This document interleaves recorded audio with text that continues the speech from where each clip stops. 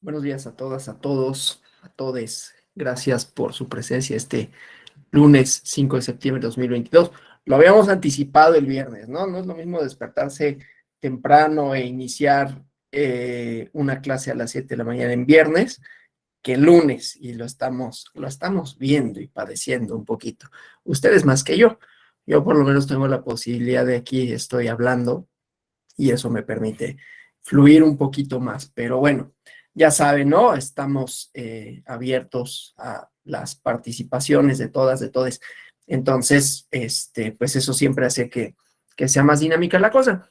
Vamos a hablar ahora sí, el día de hoy, de un aspecto un poquito más técnico, porque el otro día lo abordamos desde como tres perspectivas, ¿no? Una más o menos como sociológica, de expectativas que se pueden poner no solo en el procedimiento, en el recurso de revisión del procedimiento especial sancionador, que desde luego es el tema que nos ocupa, sino en general, en los medios de impugnación, en el propio procedimiento especial sancionador como una vía para regular, para mejorar las condiciones de competencia, ¿no? En general, que de eso se trata, para mantener el equilibrio, la equidad, para que las mediaciones, que ya hemos hablado mucho de esto, ¿no?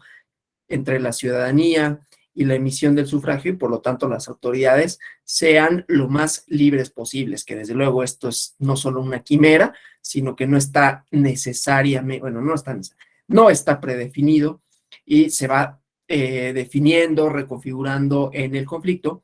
Y entonces el siguiente aspecto que tratamos, pues era de cómo el cómo el REP reconfigura el PES, ¿no? Y ahí tiene como varias dimensiones igualmente. Y entonces el día de hoy vamos a verlo desde un aspecto más bien procesal, que desde luego esto va a implicar que muy probablemente, y esto quiero que ustedes me lo hagan saber, ¿no? Que haya algunas cosas que vieron en las clases del miércoles y jueves, ¿no? No me voy a meter con improcedencia y sobreseimiento, porque eso sé que sí lo vieron, ¿no? Las causales y todo esto. Entonces, voy a comenzar más bien hablando propiamente, ya decíamos, sustanciación. Bueno, vimos la parte de la admisión, aunque no desde el término procesal, pero vimos la admisión como la generalidad, ¿no? Del PES. Un ejemplo en donde un desechamiento, ¿no? Que es es uno de los supuestos de procedencia perdón, ahorita voy carburando de a poquito.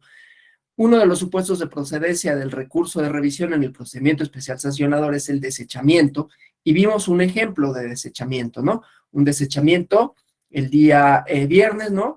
Que se dio por indebidamente haber hecho una valoración del fondo del asunto, ¿no? La diferencia entre forma y fondo, más o menos, ¿no? La podemos conocer, la podemos dilucidar. El fondo es lo que se plantea en la controversia, donde vienen pretensiones, donde vienen fundamentos de derecho, motivos por los cuales se interpone un recurso, y los requisitos de forma, pues son aquellos que marca la ley y que dice el recurso deberá contener, entre otras, ¿no? Esto también ya sé que lo vieron, ¿no? En las clases de miércoles y jueves, entonces nada más lo planteo de esa manera. Ahora, siempre hay un concepto, ¿no? Para decretar la admisibilidad o no, y esto lo digo por la cuestión del REP, ¿no? Que tiene que ver con la frivolidad. Había hablado con algunos compañeros justamente de este asunto en la escuela judicial y decían, bueno, hay prácticas, digamos, no solo en el derecho electoral, en general, no es una buena práctica, no lo estoy alentando ni lo haría, pero no solo de impugnar, que ese también creo que vimos, la litigiosidad y sus problemas. Ya lo iremos viendo también porque tenemos sesión mañana y pasado para analizar resoluciones relevantes, ¿no? Entonces decía, la litigiosidad que se volvió un problema, pero también la mala práctica de interponer como muchos recursos, ¿no? A veces con la intención no solo de sobrecargar, sino de dilatar la cuestión política o la cuestión judicial de que se trate. Y entonces puede haber este análisis de una demanda notoriamente improcedente, que es una demanda notoriamente improcedente, no solo que no se cumplen los requisitos de forma, sino que no hay motivos, no hay fundamentos, ¿no? Para la interposición. Y entonces, aquí pareciera que el Consejo Distrital del que analizamos hubiera tratado de hacer un análisis de ese tipo. ¿Sí? Es que no hay motivos, no hay por qué no resulta fundado, ¿no? La pretensión, pero ahí la cosa es que ese era un pronunciamiento de fondo, ¿no? No necesariamente en todos los casos está como sucede en el derecho, y eso es lo que lo hace interesante, o por lo menos medianamente interesante. Si no fuera interesante, por lo menos medianamente sí, está en que ni las figuras, ni la ley, lo veíamos con la parte del fuero, ¿no? Sus límites, sus alcances, y lo único que vamos a poder decir al final es, todo depende de la controversia, depende de cómo se argumente, depende del momento inclusive en el que se resuelva. Hoy, esto lo saben de sobra, ¿no? Habrá un pronunciamiento digo, tiene que ver porque hay aspectos procesales en medio. A mí lo que me interesa decir siempre es, no pensemos que los derechos sustantivos, ¿no? Los que están en la ley y que dicen yo tengo derecho a lo que sea, ¿no? Nunca están predeterminados, ¿no? O sea, la ley simplemente marca una pauta y esa pauta primero pues tendré, yo que acreditar que tengo derecho a, y una vez que tengo derecho a, se puede hacer extensivo, ¿no? Eso más o menos queda como claro, ¿no? Los límites de los derechos subjetivos públicos es evidente que nunca están predeterminados y que no son camisas de fuerza y que inclusive posibilitan su ampliación. Y en los derechos procesales pasa lo mismo, aún las figuras, digamos, más duras, ¿no? Las figuras más duras en el derecho procesal son las que marcan términos. Y ahí no hay mucho que hacer, si dice 3 días es 3 días, ¿no? Pero la procedencia de los recursos y los derechos mismos que se hacen valer ahí, ¿no? Siempre están sujetos también a no solo interpretaciones, sino a redefinir sus alcances. Eso es lo que a mí más me interesa. Digo, interesan los puntos finos de lo técnico, pero a mí lo que más me interesa cuando hablo de recursos, de una segunda instancia, de algo que revisa, sea sentencia de la Suprema Corte de Justicia de la Nación, sea un recurso de revisión, sea un juicio de revisión constitucional electoral, cuando hay una instancia definitiva que se pronuncia con relación a una sentencia primigenia o como en el caso un procedimiento primigenio, ahorita volveré a esa parte, entonces lo que vamos a tener es no necesariamente un nuevo planteamiento de la controversia, pero sí una redefinición de los límites que marcó esa decisión judicial primigenia, ¿no? Y entonces decía, hoy la Corte se va a pronunciar sobre algo que procesalmente pareciera como muy controversial, ¿no? Hay quienes dicen, pues es que la Corte no puede hacerlo, simple y sencillamente no puede. Y no puede porque la Constitución solo se modifica por el constituyente permanente, ¿no? Y puede que tengan razón en ese sentido. Había otros que dicen, bueno, lo que pasa es que el control no se está haciendo un control constitucional. Ahí yo voy a poner ahorita una cosa, ¿no? O sea, solo para decir cómo los procedimientos importan, pero los procedimientos no son camisas de fuerza, ¿no? Y siempre están sujetos a que haya dinámica creativa. No es arte, ni, por ahí una vez uno dijo, ¿no? El amparo es arte. No es cierto, ¿no? El amparo es una cosa técnica, no todo tiene que ser arte. Podrá ser interesante o no, tendrá su importancia en la esfera pública, tendrá importancia para quienes lo llevan a cabo, pero no es arte, o sea, vaya, no es arte, ¿no? Y el derecho no es arte, pero tendrá ciertos elementos que puedan ser creativos en términos argumentativos. Y en términos, insisto, de redefinir las cosas, eso no hace arte nada, ¿no? O sea, el arte es el arte y esto es algo técnico.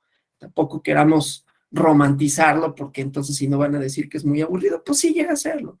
Pues ni modo, ¿no? no somos artistas. Y sí, pues está bien, pero esto no es arte. Pero bueno, el chiste es que la controversia se suscita ahí, ¿no? Y hay otras posturas que dicen, pues es que se está haciendo un control convencional, cosa que ya se ha hecho, ¿no? Si convencionalmente se puede o no pronunciar la Corte, puede hacer control convencional de la Constitución, pero esto nuevamente implicaría redefinirla. Y luego por ahí, un profesor, Jordi Ferrer, dice, lo más adecuado quizás sería darle un criterio interpretativo para que no se metan en ese brete de si pueden o no, con las consecuencias que eso tendría, ¿no? Porque claro, hay una parte política que a lo mejor endurecería cierta posición, ¿no?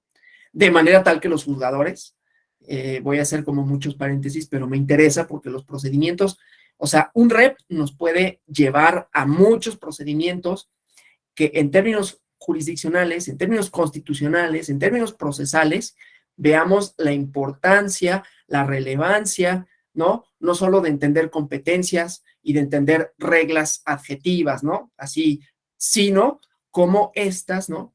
Tienen implicaciones para un montón de cosas, ¿no? El juez, la jueza, cuando decide, pues tiene muchos elementos de valoración. Una posición jurídica dura, que las hay, no es la mía, pero las hay, y dicen, resuelven con criterios jurisprudenciales, con criterios de derecho, o sea, resuelven el derecho por el derecho. Las controversias de derecho, perdón, no son de derecho, son controversias de otra índole que se trasladan al derecho para tratar de resolverlas y plantearlas para que haya una resolución, pero no son controversias de derecho. Habrá algunas que lo podrán ser cuando se trata de aspectos procesales, pero los derechos subjetivos públicos que se ventilan no son solo de derecho, ¿no? Tienen que ver con democracia, tienen que ver con ciudadanía, que aunque tengan su definición jurídica, no son controversias de derecho, ¿no? Entonces, esto es como raro decirlo, difícil para algunas personas como procesarlo, ¿no?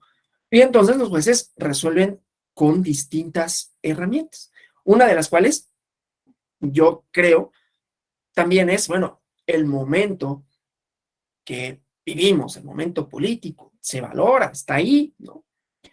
Habrá quienes digan no es cierto y hay posiciones, hubo posiciones también en la Corte cuando se resolvió lo relativo a la revocación de mandato, había esas dos posturas, ¿no? Y después las atribuciones por fuera en la esfera pública que decían es que este sí y este no, por esto y por esto, ¿no? Y claro, los abogados más endurecidos, y esto lo digo en buen sentido, o sea, abogados duros, positivistas, que decían, claro, esta posición es la verdaderamente jurídica, ¿no? No hay tal cosa como lo verdaderamente nada, ¿no? Pero bueno, entonces decía, esto para decir que los procedimientos tienen implicaciones más allá del procedimiento, más allá de los derechos subjetivos, ¿sí? Cuando redefinimos la Constitución, cuando se determina si la Corte puede o no, eso tiene efectos más allá del derecho. Puede no gustar que los tenga, a mí sí me gusta, me encanta que tenga efectos más allá del derecho, porque si no me parecería la verdad muy aburrido, a mí, ¿no? Entonces tiene efectos, se controvierte, ¿no? No necesariamente con términos jurídicos y qué bueno, digo yo, ¿no? Hay todo tipo de atribuciones, hay posicionamientos, ¿no? Políticos, genera controversias, genera ideas. Pues eso es, el derecho sale después, ¿no? A la esfera pública y se convierte en otra cosa, se convierte en discursos y así sucesivamente. Bueno, entonces esto para decir que en el REP vamos a ver esto, porque el REP redefine no solo al derecho, posiciones de los actores. Mañana que ya veamos a más profundidad resoluciones, pues también nos vamos a meter un poquito, no con los actores per se, sino de cómo eso reconfigura las propias relaciones políticas. Digo, ya lo habíamos adelantado, ¿no? Cuando definen la violencia política de género, no solo están dando una definición jurisdiccional, esa definición jurisdiccional tiene efectos en lo que choco con otra institución jurídica, ¿no? La responsabilidad o irresponsabilidad parlamentaria, cuáles son sus alcances, hasta dónde llega, y no solo en términos jurídicos, la obligación que tienen las y los legisladores, ¿no? De respetar unos ciertos términos y hasta cierto punto, ¿no? De debate político, ¿no? Y entonces eso, insisto, lo vuelve interesante definitivamente, ¿no? Entonces, bueno, eso con relación a la Corte, nada más para decir, los recursos, los pronunciamientos judiciales redefinen las figuras, redefinen los derechos, suponen que los procedimientos no son camisas de fuerza, a veces ni siquiera la propia Constitución, aunque yo sé que eso puede ser como no, esto tendría que limitar así, de manera sujetar a los actores, pero no es necesariamente de esa manera. Ya veremos qué pasa y será muy interesante verlo, no solo desde un punto de vista jurídico, aunque también tenga su valía, su importancia entenderlo en esos términos, ¿no? Entonces vamos a ver mucho de eso en el REP, ¿no? Quizás no con los mismos alcances, pero lo que pasa es que esto incide en la esfera política, ¿no? Y en la esfera política pues hay reacciones. Y esas reacciones yo no diría son todas infundadas, son reacciones, digamos, normales, ¿no? Ustedes piensen si alguna vez han estado en una controversia jurídica, cuando la o el juzgador no nos da la razón, pues siempre hay como, por un lado, la parte jurídica de no, es que resolvió no de conformidad con eso, pero por otra la parte de, ah, es que este juez, lo que sea, ¿no? O esta juez, ¿no? Bueno, entonces, eso también pues tendrá que ser parte del debate, ¿no? Sobre todo porque en la reforma electoral pues habrá estos otros elementos también, ¿no? La cristalización en enunciados jurídicos son, ya lo había dicho la clase pasada, expectativas de que la ley alcance, nunca alcanza, expectativas de que la ley transforme, sí transforma, aunque no necesariamente como cuando un legislador, bueno, no sé si el legislador, quien plantea la iniciativa, propone una figura, propone un enunciado jurídico, tiene una expectativa. Lo que pasa es que yo no, ya, una vez que lanzas, ¿no? Una vez que lanzas la piedra, no sabes si va a caer justo donde quieres que caiga. Y no sabes qué olas va a formar, ¿no? O sea, pensemos en una figura jurídica determinada. Yo tenía una intención de que funcionara para una cosa y la práctica que le dan a litigantes, abogados, en la política, puede ser totalmente otra. La reacción que se puede tener sea otra, ¿no? Entonces, eso vuelve interesantes las instancias revisoras, porque en las instancias revisoras se redefine o se confirma. También veremos algunas confirmaciones. Bueno, entonces, esto para decir, pues, de todo este choro, ¿no? Para decir que lo procedimental, importa conocerlo, pero lo procedimental no necesariamente en todos los casos es nítido, ¿no? En el caso de este desechamiento que vimos y que fue fundado el REP, fueron fundados los argumentos para decir no debió de haberlo desechado y las consecuencias, ¿no? Estoy adelantando un poquito porque entonces quiere decir que las consecuencias de las sentencias dictadas en el REP tienen, y esto ya lo hemos visto, ¿no? Como dos caminos, abren dos caminos. El camino de la retrotracción, ¿no? Te lo regreso y pronúnciate, te lo regreso y admítelo si no hay otra causal de improcedencia, o ya no te lo regreso y me pronuncio. Claro, depende de la fase procesal en el que nos encontremos, vamos a ir viendo esa parte, ¿no? Pero entonces todo eso lo iremos abordando conjuntamente, claro, con estos aspectos técnicos, ¿no? E iremos viendo algunas resoluciones. Lo que pasa es que eso, ya que en la agenda quedó claro que me tocan a mí, las siguientes dos clases, dije, bueno, pues entonces podemos llevárnosla tranquila, ¿no? El día lunes para ver como los aspectos procesales, ir poniendo estos acentos, ir poniendo ejemplos tanto del REP como fuera del REP para que quede clara la institución, para que queden claros algunos temas, insisto, de naturaleza adjetiva. Y ya mañana, pues nos damos vuelo, mañana y pasado nos damos vuelo un poquito, ¿no? Bueno, tampoco es una cosa así que anda súper divertido, ¿no? Pero bueno, para efectos de la clase y para efectos del diplomado, con resoluciones y ya vamos incorporando, aquí se redefinió esto, aquí supuso esto, pero aquí también tiene estas implicaciones, ¿no? Siempre me parece a mí que la metáfora puede ser así, ¿no? Yo lanzo la piedra, quiero que lleguen a algún punto, pero pues, bueno, la piedra, la flecha, lo que quieran, ¿no? O la flor, lo que sea. ¿No? La botellita la lanzo al océano y pues llega o no llega a su destino, yo esperando, sabiendo más o menos cuál es la corriente, pero sujeta a un montón de cosas que ya no puedo controlar, ¿no? Pues aquí es lo mismo, está sujeta a un montón de cosas que ni el juzgador, ni el legislador, ni siquiera los propios abogados necesariamente pueden controlar, nadie puede controlarlo, ¿no?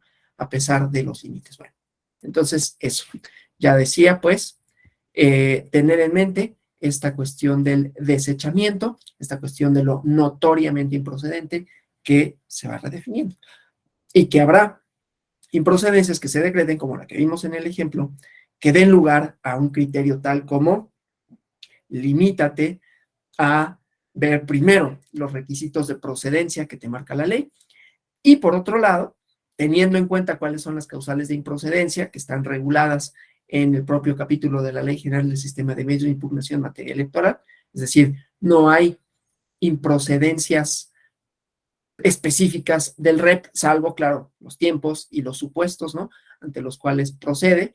Si hago valer algo que no está marcado, aunque veremos un caso de admisión, que no está marcado, entonces se desecha por notoriamente improcedente. Pero hay un capítulo específico en donde dice, ¿no?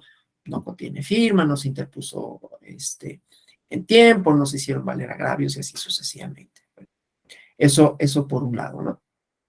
Pero, entonces, sigamos con esta parte. Ya saben que le compete a la Sala Superior del Tribunal Electoral del Poder Judicial de la Federación, e igualmente la mecánica procesal, ¿no? Aquí esto es independiente de quién sea la autoridad responsable. También, si procede contra, en la generalidad, desechamiento, admisión o no de medidas cautelares y sentencia, entonces las autoridades que lo dictan van a cambiar, ¿no? Dependiendo de cuál sea, eso también va a cambiar la tríada procesal, ¿no? ¿Quiénes serán las o los o les terceros interesados? ¿Por qué motivos? Veremos esa parte. Y así sucesivamente tendrá efectos para la sustanciación en cuanto a los tiempos y en cuanto, decía, al pronunciamiento mismo, ¿no? Que puede ser de índole retroactivo y conoce y sustancia, o de índole plenitud de jurisdicción. Veremos también esa figura, que seguramente ya conocen, pero nunca es ocioso volver a comentarla, y entonces hay un pronunciamiento por parte de la Sala Superior, ¿no? Los plazos ya los conocen, pero los digo únicamente para efectos de que vamos a ver la sustanciación, ¿no? Entonces, el acuerdo de desechamiento es de 4 días.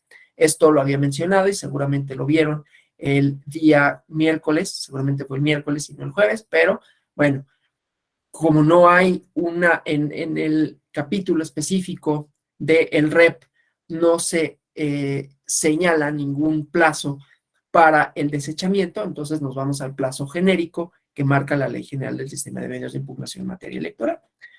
Esto también es interesante. Y lo iba a plantear con respecto a la Corte. La idea, ustedes la conocen, ¿no? La idea de las interpretaciones sistemáticas, ¿no?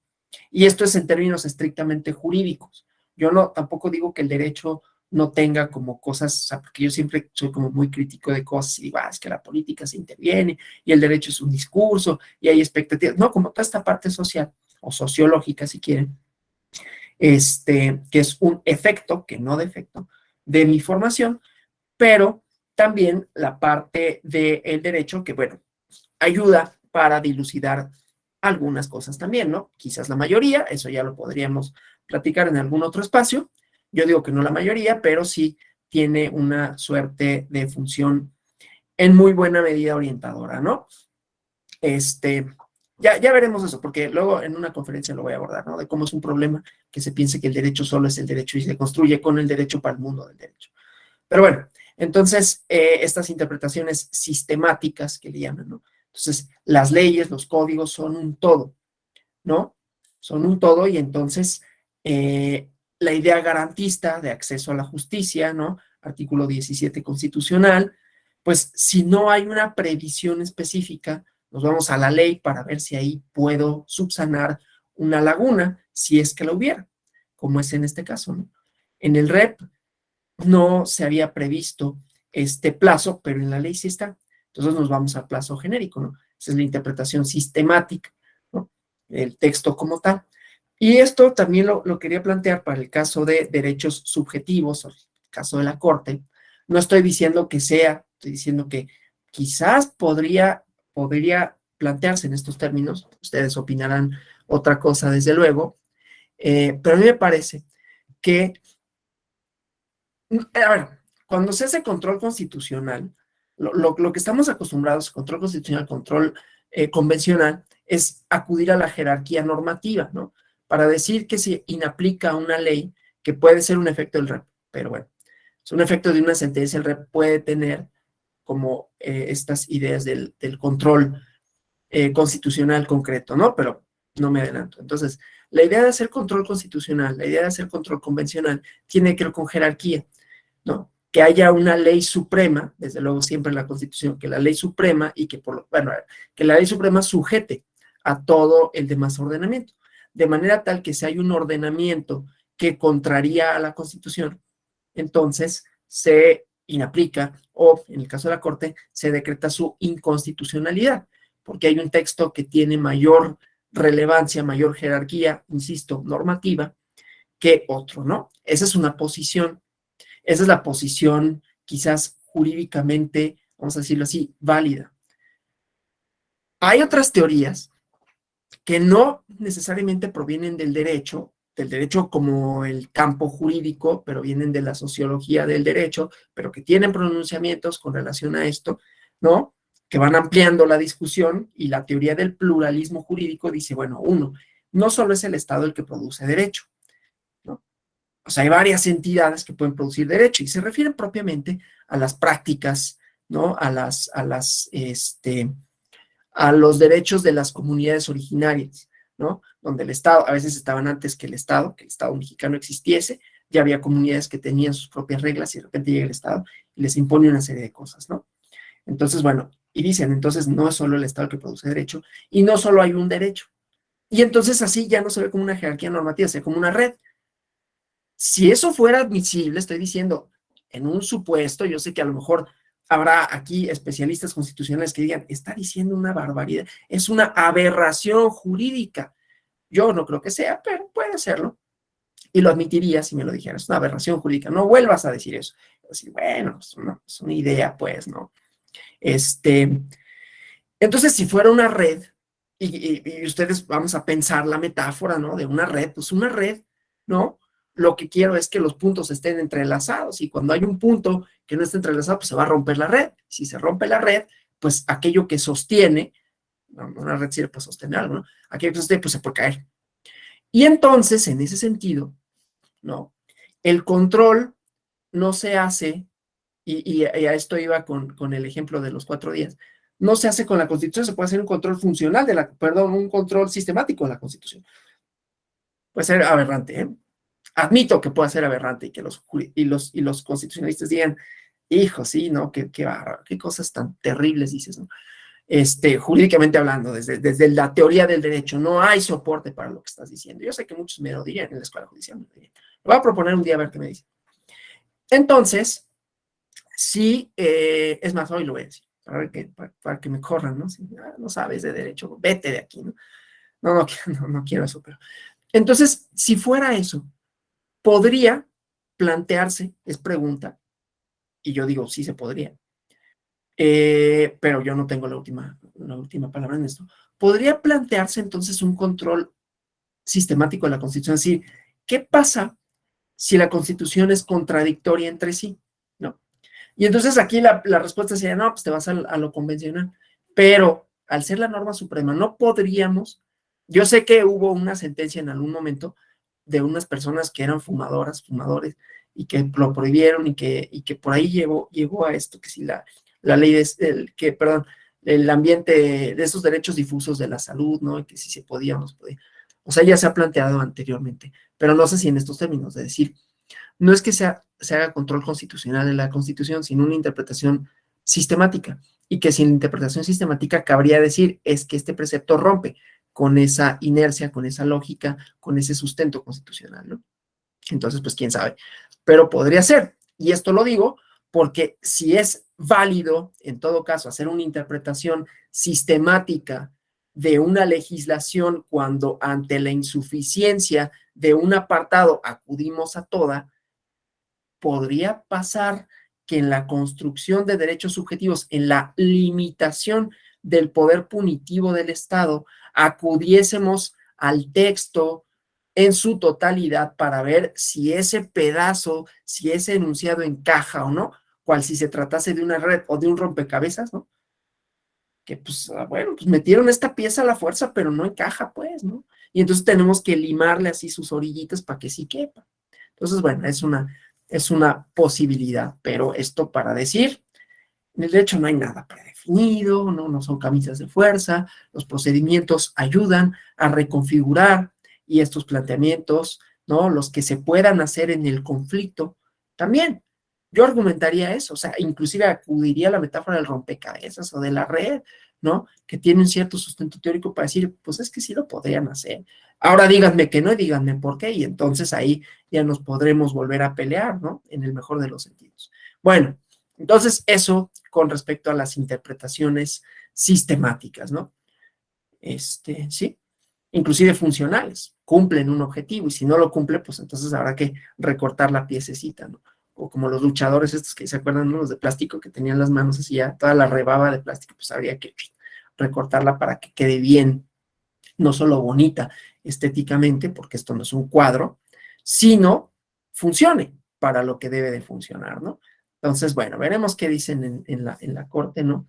Y otra vez, hoy que es día de metáforas, cuando tire la piedra, o la flecha, lo que ustedes gusten, la flor, lo que sea, la botella al mar, pues habrá que ver qué efectos tiene, ¿no?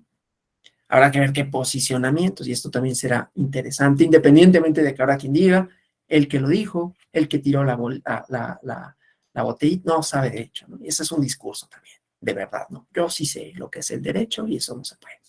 Yo, como no digo que yo sí sé que es el derecho, y digo, pues, quién sabe, habrá que plantearlo y ya vemos, ¿no? Entonces, pues eso da como muchas otras posibilidades, ¿no? Bueno, y los plazos, ¿no? Ya, 48 horas medidas cautelares. Ya vimos esta parte de las medidas cautelares con relación a su desechamiento. Ah, no, perdón, no hemos visto, perdón, vimos el desechamiento. Veremos algunos ejemplos de medidas cautelares, ¿no? De desechamiento, de otorgamiento. Creo que ya saben qué es la medida cautelar preventiva, cuáles son sus efectos, pero siempre, nunca está de más como recordar algunas de estas cosas, ¿no? Y 3 días para la sentencia. Y decía, esto tiene tiene dos posibles resultados. Primero, porque quien dicta el desechamiento es una autoridad. Quien se pronuncia sobre las medidas cautelares es otra y quien resuelve es otra. Lo cual implica, recordarán, ¿no? Ya hablando en términos jurídicos estrictos, yo sé que siempre doy como muchas otras, así, hay un paréntesis y mi paréntesis se va al infinito, ¿no? Pero ya hablando de estos términos técnicos, ¿no? Decía, las autoridades, los efectos que tiene sobre el procedimiento y por lo tanto, recuerden, el recurso se te pone ante la autoridad que lo pronuncia, ¿no? Ante la autoridad que emite la resolución de qué se trata. Bueno, el acuerdo, las medidas cautelares o la sentencia, ¿no? Y entonces esto pues también importa, ¿no? Comisión de quejas y denuncias, ¿cómo se llama? La sala regional especializada y así dependiendo de quién sea el que resuelva. Bueno, entonces esto, ¿no? Los plazos, ¿sí? Y esto que ya lo saben. No es lo mismo decir plazo de horas que de días, ¿no? Los días terminan, ya sé que muy probablemente esto ya lo hayan visto, la clase de miércoles y jueves, solo lo voy a señalar para efectos de dos cosas, ¿no?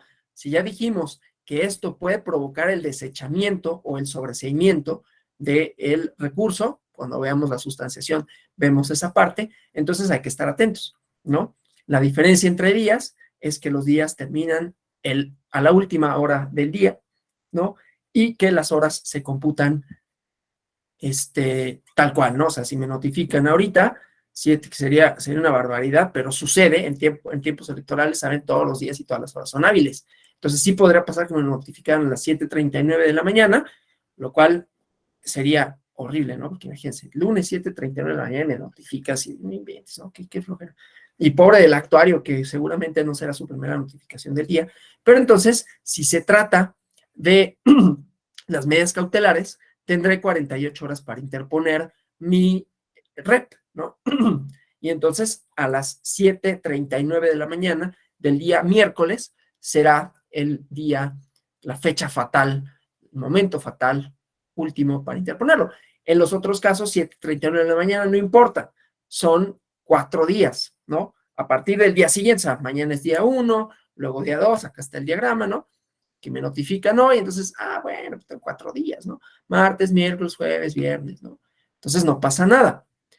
Es importante decirlo, porque esto modificó la naturaleza del pez, la naturaleza procesal, ¿no? Y está bien que se haya sido. Aunque en nuestras expectativas, lo hemos platicado con Gloria, ¿no? En nuestras expectativas esto es insuficiente, la violencia política con razón de género, ¿no?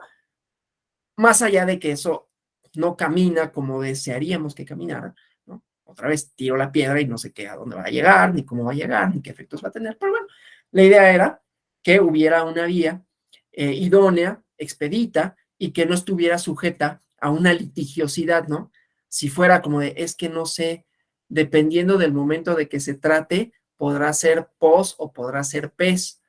Y entonces ahí había un nicho, ¿no? Para abogados que, imagínense, se sustancia en pos, no, pero es que quieren pes, o se sustancia en pes y quieren pos, y entonces retrotráelo, tramítalo por la vía idónea, y eso sería un broncón que podría redundar en anulo todo un procedimiento, anulo toda una serie de cosas, ¿no? Y entonces no tiene efectos y entonces pues no se consigue justicia y entonces un mismo acto no solo podría volver a ser impugnable, sino que ahí sí se tardaría años en resolverse, como sucede luego con los amparos, ¿no?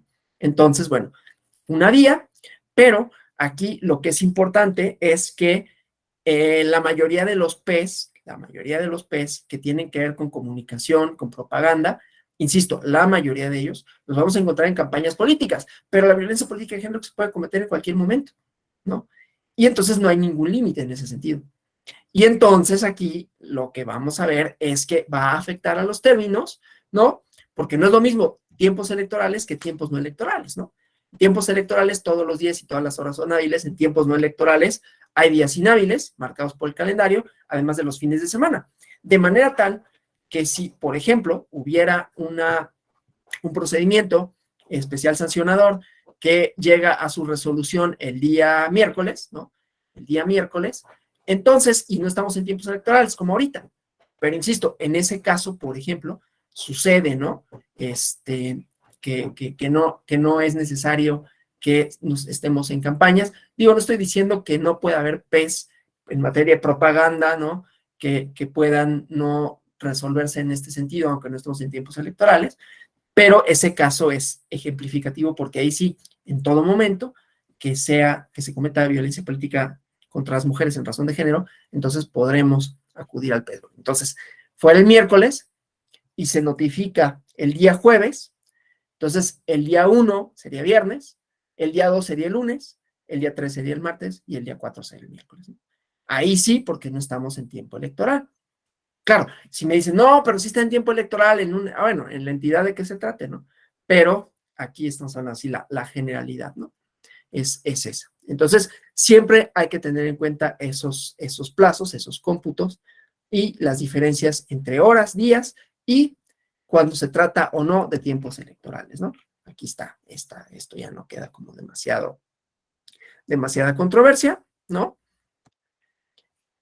Lo mismo acá, de los días, y bueno, esto ya lo conocen, entonces me lo voy a brincar, ¿no? Saben cuál es la legitimación, quiénes pueden interponer, ¿no? El recurso de revisión, quiénes pueden promover, y solo me referiré, si están de acuerdo, a el tercera interesada, ¿no?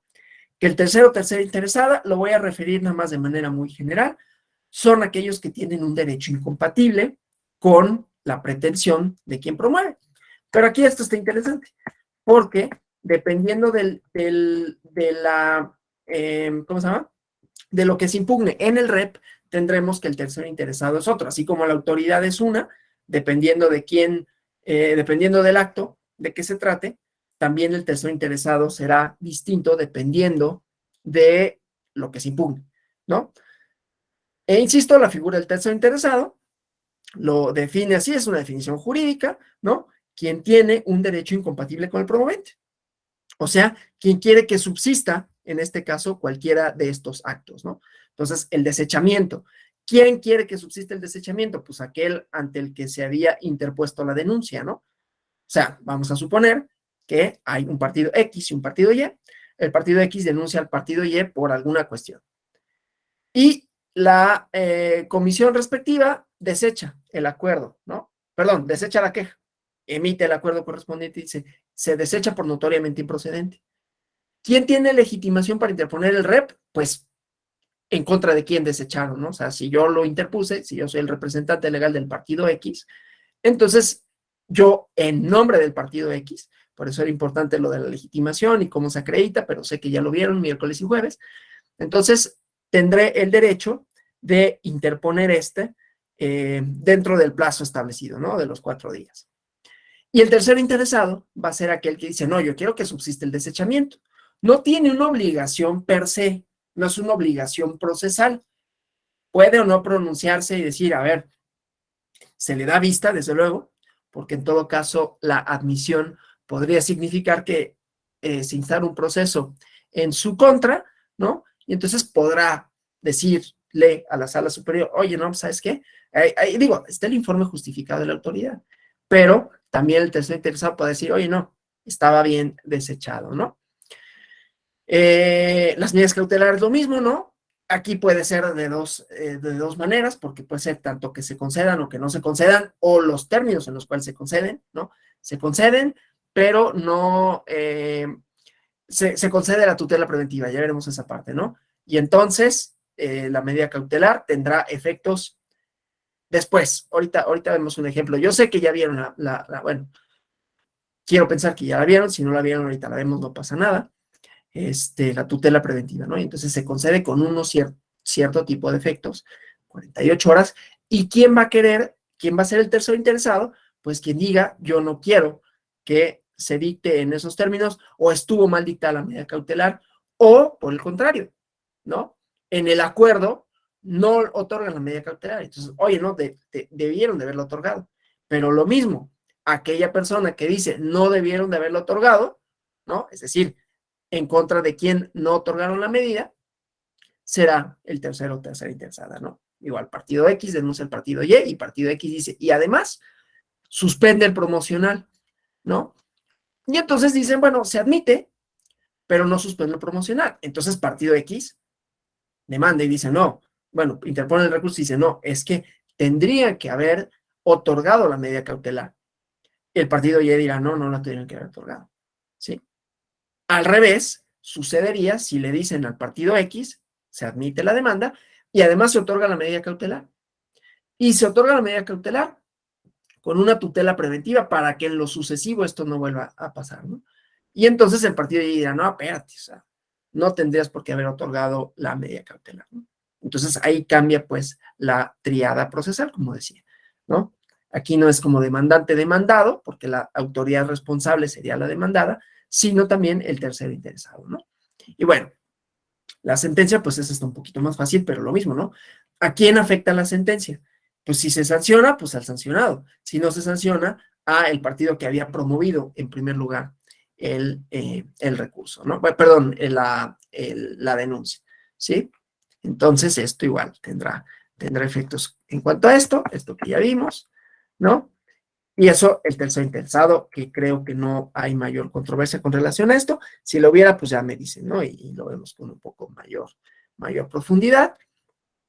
Pero bueno, entonces, en el trámite, pues esto que ya habíamos comentado, ¿no? Sea la autoridad que haya dictado la resolución que se impugne, ¿no? Acuerdo de desechamiento, las medidas cautelares, o la sentencia que haya pronunciado la sala regional especializada, recibe el recurso y avisa de su presentación a la sala superior, ¿no? Y lo hace público justamente durante las siguientes 72 horas mediante cédula. Esto que habíamos dicho como en los amparos, ¿no? Certificas el expediente porque es lo que vas a remitir, finalmente van a ser los medios de prueba, ¿no? Que vayan a ser remitidos para ser analizados por la sala superior. Y dentro de las 72 horas, escritos y pruebas de los terceros interesados, ¿no? En las siguientes 24 horas, fenecido este término, se remite el escrito original, en donde se presenta el medio de impugnación. Vemos esta parte, ¿no? Aquí la bonita flecha, ¿no? Que esto ya lo saben. Nada más lo refiero, no me voy a mayor profundidad porque ya lo vieron, ¿no? Ya vieron estos requisitos, pero bueno, aquí están. Entonces me regreso para no dilatarme más en esa parte, ¿no? Entonces, en el escrito, copia el documento en donde está el acto de resolución impugnada, es decir, el acuerdo de desechamiento, el acuerdo de otorgamiento o no de medidas cautelares y sus términos, los escritos de los terceros, tercera interesada, y el informe circunstanciado, que ya habíamos dicho, rinde la autoridad, ya lo vieron también, vieron los escritos de los terceros, por eso esa parte no me detengo mucho, porque es lo de la admisión, y ahorita estamos viendo la sustanciación, ¿no? Pero en el informe circunstanciado, que tendrá la importancia mayor a lo que puedan manifestar los terceros interesados, no que esto no se tome en cuenta, sino que en el informe circunstanciado, pues lo que hará la autoridad responsable, que puede ser las distintas autoridades del INE o la Secretaría, está viendo SRE y de inmediato mi cabeza Secretaría de Relaciones Exteriores, la sala regional especializada, en donde dará motivos y fundamentos por los cuales otorgó o no la medida cautelar, desechó la demanda o resolvió de la manera que resolvió, ¿no? Y entonces ahí se hace un pronunciamiento, ¿no? La persona tal acude a interponer el recurso de revisión del procedimiento especial sancionador en donde aduce tal cosa, ¿no? No le asiste la razón de conformidad con esto, o sea, se va a sostener, digamos, la legalidad o constitucionalidad del desechamiento, del otorgamiento de la medida cautelar en sus términos o de la sentencia en sus fundamentos, ¿no? Además, ahí también se tendrán que hacer valer, si las hubiera, la causal de improcedencia que podría actualizarse, ¿no? No hay un pronunciamiento del REP, o sea, la autoridad que recibe no se pronuncia sobre la procedencia o no del REP, ¿no? Pero en su informe circunstanciado, si advierte que se actualiza alguna causal de improcedencia, la hace valer. Y por ejemplo, dirá, se remiten las constancias del expediente, tal, y en el informe justificado, la persona acude, ta. Se hace notar que el recurso fue interpuesto fuera del término y por lo tanto deberá decretarse su improcedencia, en tanto que, y se puede hacer como este cálculo, ¿no? En tanto que le fue notificado a las 7:52 de la mañana del día lunes 5 de septiembre de 2022 y fue interpuesto y se hace el cálculo. Por ejemplo, ¿no? Puede suceder de esa manera. Entonces, en el informe circunstanciado, si bien no hay un pronunciamiento vinculante jurídico, sí tendrán que hacerse valer en todo caso las causales de improcedencia y sobreseimiento que se adviertan, ¿no? ¿Qué pasa? Que en el trámite, la autoridad, la sala superior, pues igualmente revisará y podrá advertir que efectivamente se acreditan o no, y entonces la sentencia se podrá decretar el sobreseimiento del mismo, no hay un pronunciamiento de fondo, o igualmente de conformidad con esto, pues el desechamiento del propio REP. Pero sobre el desechamiento del REP se pronuncia la sala superior, ¿no? Las autoridades responsables únicamente dan cuenta de la interposición del expediente, lo remiten y en el informe circunstanciado, si advierten que hay alguna causal de improcedencia, se manifiesta así en el informe circunstanciado. También puedo pronunciarme como abogado, como ven, ¿no? Bueno, y entonces la sala superior recibe el expediente y esto ya lo habíamos visto con el ejemplo del REP que vimos de la admisión, lo turna a los magistrados. Hay un sistema aleatorio, ¿no? Para turnar los expedientes. En el caso específico que vimos, bueno, el turno tocó a la propia presidencia, no hay una, digamos, disposición que diga, el presidente no podrá conocer de los asuntos, por supuesto que sí, está dentro de sus funciones, también integran la ponencia, también votan, ¿no? En las resoluciones, de manera tal que si por turno corresponde a la propia ponencia del presidente, esto no tiene ningún problema, ¿no? Entonces, lo turna a uno de los magistrados o a sí mismo, dependiendo, no se lo turna a sí mismo, hay un sistema aleatorio que va turnando los expedientes, pero puede recaer en su ponencia.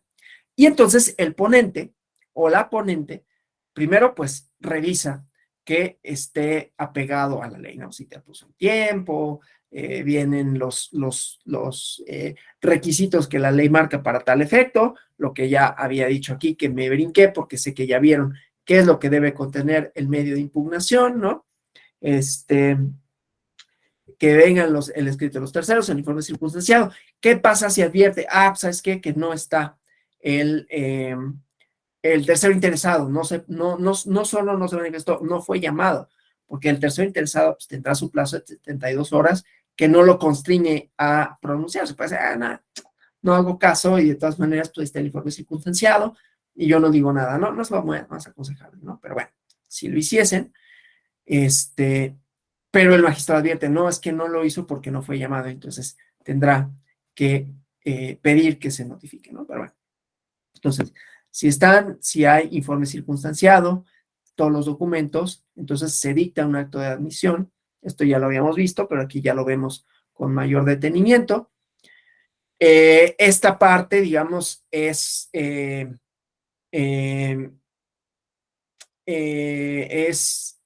similar o es la misma para todos los medios de defensa, ¿no?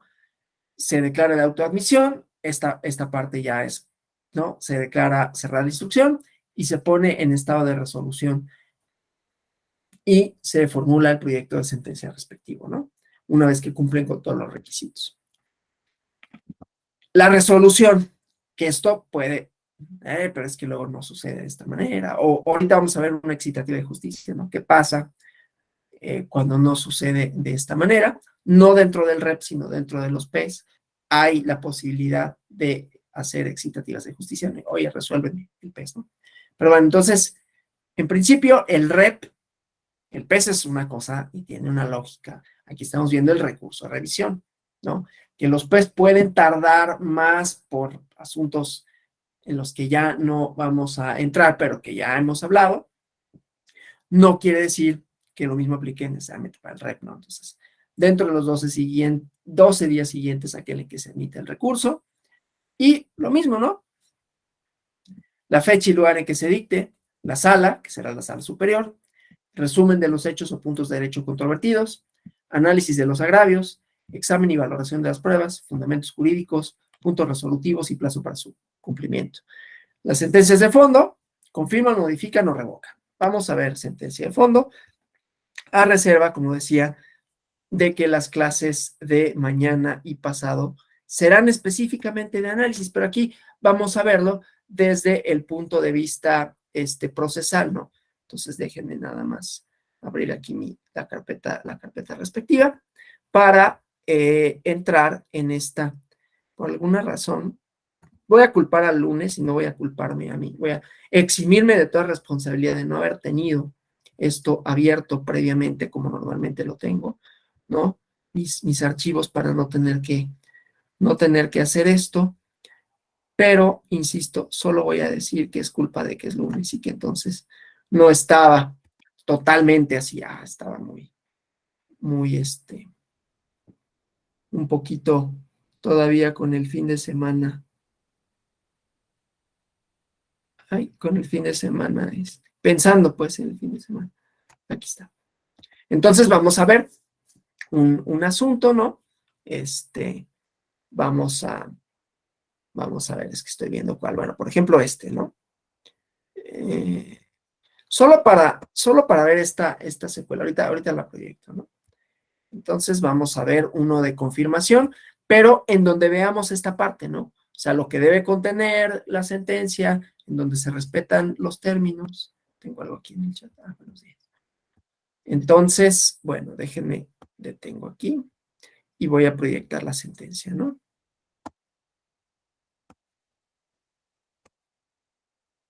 Para ver esta parte, insisto, menos que el contenido puede importar, pero para ver la parte procesal, ¿no? Entonces, aquí, bueno, ya saben, ¿no?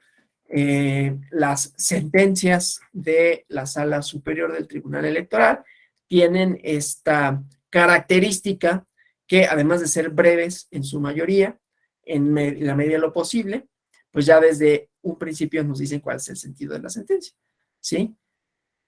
Entonces, bueno, aquí vamos a la parte de el PES primero, ¿no? Entonces, bueno, me voy a brincar los nombres, pero ahí están, ¿no? Entonces, tiempos de radio y televisión para promover la imagen de un candidato, ¿no? Medida cautelar, ya veremos ahorita en cuanto hace a la medida cautelar, ¿sí? En realidad aquí no vamos a, este rep pudo haber tenido sus consecuencias en la medida cautelar, pero aquí es, esto se interpuso con relación a otra cosa, ¿no? Vamos a, o sea, se instrumentó el procedimiento, hubo una declaratoria de la sala regional especializada y es ante eso que se interpone, ¿no? Entonces, bueno. Aquí el derecho subjetivo público es el uso indebido de la pauta y aparición indebida de menores, ¿no? La pauta, que ya saben, porque ya lo vieron, hay un módulo sobre las pautas, cómo se distribuyen, cuáles son sus objetivos, ¿no? Y entonces cuando estos no se cumplen, porque hay promoción indebida, promoción personalizada, que no debe de hacerse, entonces da, ¿cómo se llama? Da lugar a una posible impugnación, ¿no? Entonces, se sustancia el procedimiento, se emite sentencia, se determina las infracciones y hay unas multas, ¿no? Ya vimos la cuestión relativa a las multas, cómo pueden ser ineficaces, o inclusive indeseadas por los efectos perversos que puedan tener, ¿no? De, bueno, pues igual la pago y ya, ¿no? Y entonces con eso pues ya nada más se convierte en una cuestión de si tengo los recursos pago y pues no importa, ¿no?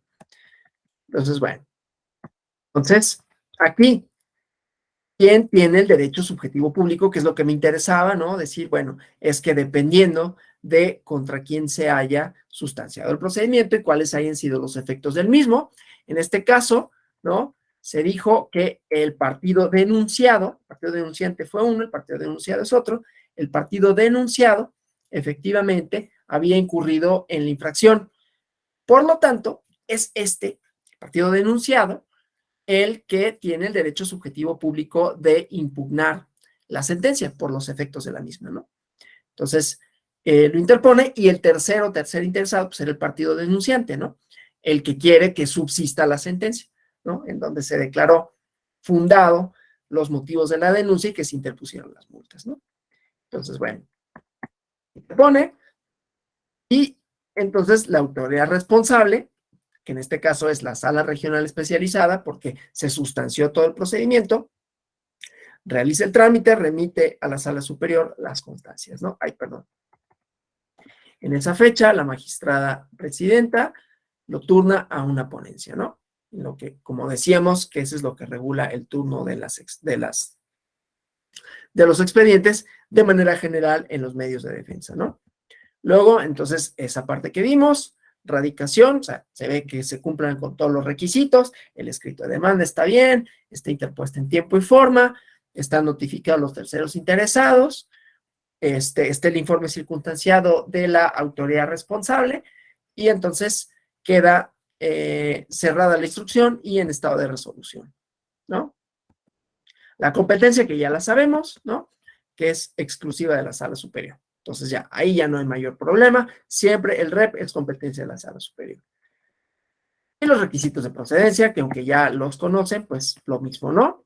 Requisitos de forma, nombre y firma, domicilio, para ir a recibir notificaciones, personas autorizadas, cuál es el acto impugnado, ¿no? La sentencia dictada por la sala regional especializada en fecha tal y ya se puede hacer una pormenorización en donde se establece la infracción de tal en contra de mi representado del partido tal, ¿no? Los hechos en que se hace la impugnación, pues lo mismo, ¿no? Con fecha tal se instrumentó un procedimiento especial sancionador, con fecha tal se dictó una resolución que tiene por efecto lo siguiente. Los anterior me causaba agravio debido a que, y entonces contraría la ley en estos términos, no está debidamente individualizada la sanción, veremos un ejemplo de eso, pero eso hasta mañana, ¿no? No está debidamente individualizada la sanción porque no se tomaron en cuenta estos elementos y por lo tanto me causa agravio o está, recuerden, ¿no? Hablando de derechos subjetivos públicos, recuerden, si voy muy rápido me dicen, que en el derecho administrativo sancionador, que es una de las vertientes del PES, no es la única, tiene la parte reparadora, pero que en el derecho administrativo sancionador se rige bajo los principios de estricta legalidad, ¿no? Entonces, la infracción tiene que estar debidamente determinada por la ley, ¿no? Y asimismo, la sanción que le corresponda tendrá que ser la que esté prevista para esa conducta específica. Los criterios de analogía y mayoría de razón que aplican para el derecho penal también aplican para el derecho administrativo sancionador. Entonces, eso, ¿no? Es importante como tenerlo en cuenta, ¿no? Y entonces aquí, decía, en los hechos, en los agravios, etcétera, pues se podrán hacer valer estas cosas, ¿no? Bueno, la oportunidad, lo mismo, ¿no? Los 3 días en tratándose de sentencia. La legitimación y la personería, bueno, estaba fácil, ya saben cómo se acredita la personalidad, la propia autoridad dirá si quien lo interpone en su informe circunstanciado tiene o no personalidad, puedo o puede, en el caso de los PES, pues acude una persona que ya estaba legitimada desde antes ante el propio Consejo General del INE, ¿no? O acreditarlo mediante copia certificada posteriormente, ¿no? El interés jurídico, es lo mismo, ¿no? ¿Te afecta o no te afecta? Hay en algunos otros casos que si el interés legítimo puede suceder en el caso de los juicios electorales, ¿no? Por ejemplo, en materia en género, ¿no? Puede haber, no necesariamente es PES, aunque puede haber PES, ya veremos esa parte, ¿no? O REP inclusive, ¿no? Por los efectos que pueda tener una resolución, y entonces que quienes se vean afectadas o afectados trasciendan solo a los partidos. Pero normalmente, como se trata de procedimientos en donde hay sanciones o no para determinados actores políticos, pues el interés jurídico tendrá que acreditarse, ¿no? ¿Por qué me causa agravio en mi esfera jurídica esta resolución en el sentido que haya sido, ¿no? Entonces aquí, bueno, pues obviamente lo está interponiendo el partido sancionado, ¿no? Y entonces por eso puede controvertirlo, ¿no? La definitividad que no aplica para el REP, ¿no? Ya lo habíamos visto, no se tienen que agotar recursos previos para poder acudir a el recurso de revisión del procedimiento especial sancionador, sino que es el recurso que procede, ¿no? Esto porque, saben, hay algunos otros medios de defensa, por ejemplo, el recurso el juicio de revisión constitucional electoral. Uno de los requisitos de procedencia es que se agota el principio de definitividad, que por supuesto tiene sus excepciones, ¿no? Y entonces, pues, una de las cosas que se verifican es que se hayan agotado los medios de defensa ordinarios, que establece la legislación de cada uno de los estados, ¿no? Bueno, entonces aquí, bueno, ya, el estudio de fondo, decía, aquí no me voy a meter mucho en esto porque lo vamos a ver el día de mañana, no esta sentencia en particular, ¿no? Pero sí sentencias. Aquí lo que me interesa es ver esta parte procesal, ¿no? De que se turna la presidencia, en qué términos, resuelve, ¿no? Y las pretensiones, o sea, esto es lo único que me interesa, ¿no? O sea, aquí es una síntesis del acto impugnado, ¿sí? Que decíamos, aquí en la presentación está, ¿no? O sea, requisitos que tiene la sentencia. Entonces, en la sentencia se refiere cuál es, qué contiene el acto impugnado, ¿no? Entonces, aquí una síntesis, aquí las pretensiones, ¿no? En la demanda se dice tal cosa, ¿no? Que pretende, obviamente, el partido impugnante, pues que se revoque la sentencia y se establece aquí el conflicto de derecho, ¿no? Entonces, la cuestión a resolver. Bueno, primero la decisión, obviamente, en este caso se confirma, y los motivos por los cuales se confirma, ¿no? Como contenido de la sentencia. Y entonces aquí hay un pronunciamiento de cosa específica, ¿no? Se dice cuál es, desde luego, el marco a esto, ¿sí? Todo esto, digamos, en términos generales, y luego se hace un análisis del caso concreto. Entonces, todo esto, y aquí la propaganda en cuestión, ¿sí? Hay estos elementos, aquí están señalados, ¿sí? Luego la sentencia, ¿qué dijo la sala especializada? ¿No? Pues ahí específicamente, marco jurídico, marco regulador. En el caso específico del PES que se instrumentó, se acredita esto, y qué dijo la sentencia con relación a lo mismo. Y luego la valoración, ¿sí? Entonces aquí se dice por qué sí se debe de ¿por qué se debe de confirmar la sentencia, ¿no?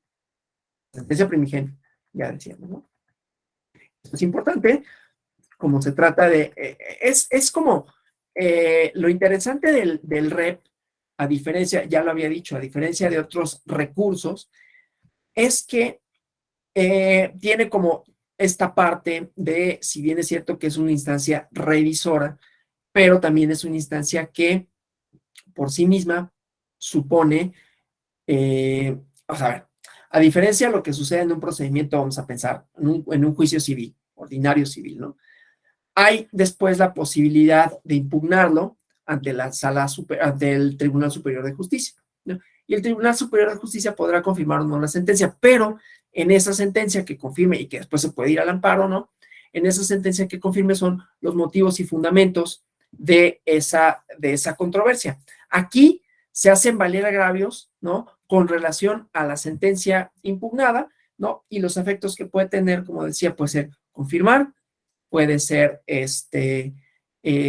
decir, se revoca la sentencia y entonces se entra al pronunciamiento, ¿no? Se entra al fondo de la controversia, lo hace la sala superior y emite un nuevo pronunciamiento con relación a esto. Y otra vez, aquí iríamos a la redefinición, a la o reiteración, ¿no? O se redefinen o dicen, no, es que la sala regional especializada valoró de manera indebida esta figura o esta línea jurisprudencial de, en este caso específico, el derecho superior de la niñez, ¿no? Y ya hará la argumentación respectiva, ¿no? Entonces, obviamente aquí ya se, como ya terminó, como ya no requiere de un cumplimiento, porque ya está la sentencia firme, ¿no? Entonces, ya no hay que hacer más, ¿no? En el caso de que se confirma la sentencia. Si no se confirma la sentencia, entonces los efectos serán otros, ¿no? Se revoca la sentencia dictada por la autoridad responsable y en este caso no se regresa, ¿no? Sino que hay un pronunciamiento en plenitud de jurisdicción, la sala superior resuelve que, y entonces en la resolución habrá posiblemente un plazo para el cumplimiento para la autoridad de qué se trata. No necesariamente la sala regional especializada porque está haciéndose ahí el pronunciamiento de fondo, pero sí para cualquiera otra autoridad que pueda tener injerencia en esto, ¿no? Entonces habrá un plazo para el cumplimiento, de ser el caso, no necesariamente tiene que ser así, y ya, ¿no? Entonces, bueno, esta es como un ejemplo, insisto, procesal. Vamos a regresar a la presentación. ¿Hasta aquí vamos bien? ¿Dudas, comentarios? Bueno. Todo bien, gracias. No, gracias a ustedes. Entonces, seguimos con esta parte. ¿No? Esto nada más para decir lo que debe de contener la sentencia, ¿no? Está de confirmación, modificación o revocar el acto o resolución que se impugna. Obviamente, si se trata de medidas cautelares y hay una revocación, déjenme ver si bueno, ahorita, si hay una revocación de medidas cautelares, entonces ahí sí el efecto sí va a ser retroactivo, ¿no? No, pues, ¿sabes qué? Concédela en estos términos y avísame de cómo das cumplimiento a la sentencia. O, como vimos en el caso del desechamiento, admítela y solo en caso, bueno, a ver, te la regreso para que la revises y si no adviertes otra causal de improcedencia, admítela y me informas. Entonces, ahí es un efecto distinto porque entonces se instaurará el procedimiento, ¿sí? Entonces, en esto de confirmar, modificar, revocar, tendrá este tipo de efectos, ¿no? O sea, confirmo el desechamiento, pues ya, no hay más que hacer. Revoco el desechamiento y entonces lo voy a modificar. Revisa que no haya otros motivos de desechamiento y en su caso admite, ¿sí? O revoco la sentencia de que se trata o revoco la medida cautelar y te doy los lineamientos a partir de los cuales tienes que, como no es competencia de la sala superior otorgar la medida cautelar, tiene que regresar a la autoridad que sí es competente, pero ya con el lineamiento decir, no, revoco el desechamiento de la medida cautelar o su otorgamiento y concédela o niégala, y me informas, ¿no? En tanto tiempo. Y yo te digo en qué términos tendrás que concederla. O sea, si tienes que negar, pues la niegas y ya, ¿no? Y te diré por qué había que haberla negado y no concederla, ¿sí? Y entonces se niega o se concede, pero pues tendrá que ser estatua. Entonces, ahí hay este efecto devolutivo. En tratándose de sentencias, ¿no? Es muy sencillo de entenderlo, ¿no? Simplemente por cuestión de competencia. Si no hay un pronunciamiento de fondo, entonces la sala superior no se puede pronunciar. No podrá decir, en el caso de, no solo admite la demanda, sino pues de una vez te digo cuál es el sentido. ¿Por qué? Porque ellos no instauran el procedimiento, ¿no? El procedimiento lo tendrá que instaurar, en el caso de la admisión o el desechamiento, lo tendrá que instaurar la propia autoridad administrativa y remitirlo a la jurisdicción al que corresponda. Y ya eso, o sea, imagínense, un mismo asunto puede tener 3 rep, vamos a pensar. Interpongo yo mi denuncia, me desechan, voy en rep y la sala superior dijo, no, sí, admítelo. Vamos a pensar en el asunto este de que hubo un pronunciamiento de fondo de manera indebida. Entonces, no, admítelo, porque lo único que tienes que hacer en todo caso es ver que haya una posibilidad de que por las constancias que hay en el expediente se hayan cometido las conductas. Se admite, se instaura, pero en la admisión, además, yo había solicitado medidas cautelares y se conceden o se niegan. Vamos a pensar que se conceden. Y en esa consecución, en ese conceder, en esa concesión, la parte agraviada, ¿no? El denunciado, ¿no? Que yo denuncié, lo desecharon, la sala superior dijo, admítelo, lo admiten, ya el tercero interesado entonces era el denunciado, pero además yo solicité medida cautelar consistente en que se retirara propaganda de internet, ¿no? Vamos a hacerlo así de manera general. Consistente en que no se difundiera propaganda en internet. Ahorita vemos esto con la tutela preventiva.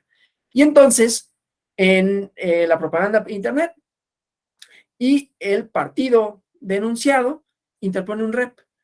Y en el rep confirman, ¿no? No, o bueno, o desechan, como quiera que sea. O sea, confirman la medida cautelar o le dicen, no, ¿sabes qué? Si no la otorgues. Ya. Se sustancia el procedimiento y viene una sentencia. Y en la sentencia se declara fundado la pretensión del demandante. Y entonces, otra vez, el partido denunciado tendrá derecho a interponer el rep, ¿no? Entonces, un mismo procedimiento especial sancionador puede tener 3 distintos reps, ¿no? A ver, inclusive, si la sala superior, en la idea de vamos a pensar en las medidas cautelares, dice, no, sí, debieron de haberse concedido, y entonces elabora el acuerdo correspondiente y se elabora, pero la parte agraviada dice, oye, pero espérate, o sea, te dijo la sala superior que las concedías, pero no con estos efectos, y hay otro rep, ¿sí? Entonces, siempre hay como todas estas, no es nada más uno solo el que se puede interponer, cada acto podrá ser sujeto a uno, claro, siempre y cuando, o sea, ¿qué pasa? En este ejemplo que yo pongo, ¿no? Admite la demanda, se concede la medida cautelar, se van a un rep y dicen, oye, no tuvo que haberse concedido, bueno, ahora no vamos a decir, se confirma, no, vamos a decir mejor, para que sea más fácil el ejemplo, se desecha la medida cautelar y la sala superior dice, no, tendrías que haberla concedido con estos lineamientos. Y cuando el INE da cumplimiento a esto, la otra parte puede decir, oye, no, pero no te dijeron que hicieras eso, o sea, el cumplimiento era así y tú lo hiciste de esta manera y entonces ahí hay otro rep, ¿sí? Obviamente con relación a la sentencia, no con relación a la consecución de, no, o sea, el hecho de que ya haya un pronunciamiento por parte de la sala superior de no debiste haber desechado, sino concedido, los únicos motivos que podrían darle al agraviado por esa concesión serán porque el INE no haya acatado los términos de la concesión. No sé si me explique, ¿no? Te dicen, otorga la medida cautelar para que en lo sucesivo esto no suceda, esto no vuelva a acontecer, ¿no? O otorga la medida cautelar para que se baje la propaganda de Twitter, pero nada dice de la propaganda de Facebook, o dice, pero la de Facebook no hubo ningún problema con esta, por las razones que sean. Y entonces el INE, cuando otorga la medida cautelar y se ordena a que retire la propaganda de Twitter y Facebook, y entonces yo puedo decir, oye, en la medida cautelar, en el rep, te están diciendo que la concedas para Twitter, no para Facebook. Y entonces eso me daría derecho a otro rep. en el que diga, es que el cumplimiento a esa sentencia de ese REP está yendo más allá y me afecta. No sé si me expliqué con esto. Si no, me avisan, ¿no? Creo que es más o menos claro. Bueno, y la notificación a las sentencias, ¿no? Que esto también no tiene como mayor problema. Pueden ser personalmente por correo electrónico, por correo certificado o por telegrama igualmente, ¿no? Serán personalmente cuando se trate de personas físicas o morales que tengan, normalmente son morales, ¿no? Que tengan su domicilio en la sede de la Sala Superior, en este caso en la Ciudad de México, ¿no? Por correo electrónico, si así se solicita, o certificado por telegrama. Telegrama es poco común, pero puede pasar, ¿no? A la autoridad responsable y a los terceros interesados igualmente, ¿no? Entonces, bueno, vamos a ver, estas jurisprudencias que están aquí me interesan menos que algunas otras, que insisto, ahorita vamos a ver, por ejemplo, de medidas cautelares, ¿no? Para analizar nuevamente como esa lógica procesal, esa mecánica. Me interesa una en específico, ¿no? Que tiene que ver con, déjenme ver si la tengo aquí, si no la tengo aquí, eso quiere decir que es para mañana, pero vamos a ver esta de medidas cautelares, solo para que vean, es que me interesa una de medidas cautelares de tutela preventiva, que yo sé que ya la dieron, ¿no? Pero me interesa por lo que redefine. Bueno, ¿vieron lo de tutela preventiva? Yo estoy dando por hecho que vieron tutela preventiva, a lo mejor no. No importa, o sea, si no la vieron, la podemos ver ahorita, la vemos mañana, vamos a hacer análisis de sentencias relevantes. Las sentencias relevantes no solo son las que se pronuncian de fondo, ya vimos que un desechamiento de una demanda, y veremos una admisión, pueden generar, ¿no? Como reps interesantes, ¿no? ¿Qué debe de pronunciarse, sobre qué debe de pronunciarse la autoridad al momento de analizar la admisión o desechamiento? ¿Cuáles pueden ser los alcances de una medida cautelar? Entonces, vamos primero a una medida cautelar ahorita y vamos a ver lo de la tutela preventiva para que no quede para mañana esa parte, ¿no? Y ya mañana veremos otras. Esta es tutela preventiva, justamente. Entonces sí estaba bien. Es que la verdad es que no sabía si esta era o no la que yo buscaba. Bueno, entonces aquí nuevamente lo que vamos a ver, pues la Comisión de Quejas y Denuncias del INE. ¿Por qué? Porque es la que se pronuncia con relación a las medidas cautelares, ¿no? Entonces, bueno, hay una indebida utilización de programas sociales, ese es el fondo de la controversia, que aquí para estos efectos no nos van a interesar, más allá de que sea interesante en términos del 134 constitucional, fracción 8, ¿no? Más allá de que sea interesante en términos del 41 constitucional, ya mañana vemos esa parte, los alcances, y vamos a ver un ejemplo de las conferencias de prensa del presidente de la República, que tienen efectos bien importantes, interesantes, y esto no es una apología a esa medio de comunicación, bueno, esa forma de comunicación política, simplemente es que pues plantean cosas interesantes y cuestiones de límites en derechos subjetivos, y vamos a ver una sentencia que da lineamientos en ese sentido, un REP, justamente, ¿no? En donde se modifican cosas y en donde se atienden más o menos criterios desinteresantes. En este caso no nos va a interesar el fondo, sino este bracito que son las medidas cautelares, ¿no? Entonces, con relación a esto, un tuit, además, ¿no? Que dice, confunde a la ciudadanía con relación a la vacuna. Y la tutela preventiva. Ahorita vamos a ver qué es la tutela preventiva. Por un lado, qué bueno que no la habían visto, ¿no?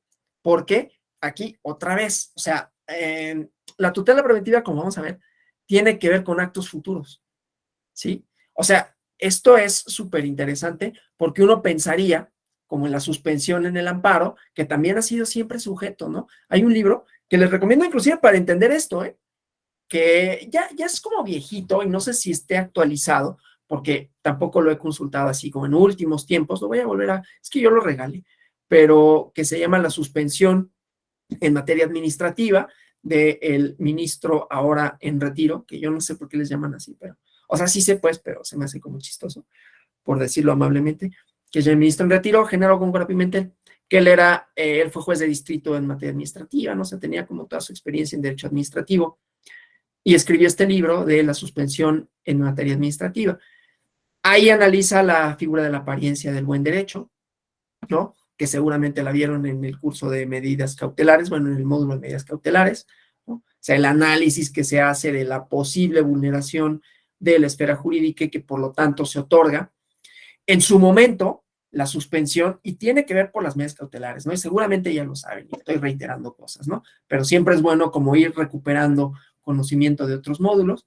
En su momento, la suspensión y la apariencia del buen derecho era por los abogados más, digamos, puristas, por eso yo digo, pues es que nunca hay nada que, si supieras derecho no haría esta la afirmación, no, pues es que lo planteo en una controversia, justamente porque, a ver, la tarea del abogado no es decirle, no, pues es que sé que no se puede, no, pues no se puede hacer el control constitucional de la Constitución. Dices, bueno, mira, podemos intentarlo, yo puedo, a ver, yo lo voy a plantear en estos términos. Me parece que podríamos pensar que esto se hace así. Yo no te puedo garantizar, pero ¿cómo ves? ¿No? Y entonces, eso es como una posibilidad, ¿no? Oye, podemos impugnar la prisión preventiva oficiosa porque, mira, está difícil, pero podemos hacerlo desde esta vertiente, ¿no? Podemos inclusive plantearlo en términos de, a ver, creo que el control constitucional como se hace es desde un punto de vista teórico que tendría que ser superado porque se hace a partir de la jerarquía normativa. Vamos a pensar las normas como, e insisto, no es que yo lo estoy inventando, hay teorías del pluralismo jurídico que dicen esto, ¿no? Y entonces, bueno, a partir de eso, aunque el pluralismo jurídico no tiene que ver específicamente con eso, pero podemos hacerlo extensivo. Entonces, bueno, es un planteamiento. Pues la tutela preventiva, que tiene que ver con la apariencia del buen derecho, que en su momento suscitaba controversia en el derecho administrativo, porque era de, no, espérate, le estás dando efectos restitutivos. Y la suspensión no se trata de eso. Suspensión es suspender. ¿Para qué se utilizaba, por ejemplo, la apariencia del buen derecho? Voy a poner ejemplos de derecho administrativo, no solo porque lo conozco y me gusta, sino porque ejemplifican bien esta parte.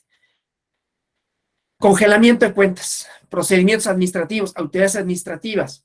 Ustedes saben que dentro de las autoridades administrativas están las autoridades fiscales o fiscalizadoras, SAT, IMSS, Infonavit. Y todas ellas, los contribuyentes, bueno, yo no en el caso del IMSS y del Infonavit, pero si fuera patrón, tengo obligaciones de naturaleza fiscal, ¿no? Hacer las retenciones de las cuotas, hacer mi aportación y enterarlas a el Infonavit o al IMSS, ¿no? Si yo no cumplo con esa obligación, la autoría es una obligación fiscal de naturaleza impositiva, ¿no? O sea, es un tip, no son, son contribuciones, no son impuestos, obviamente, son cuotas sobre patronales. Pero bueno,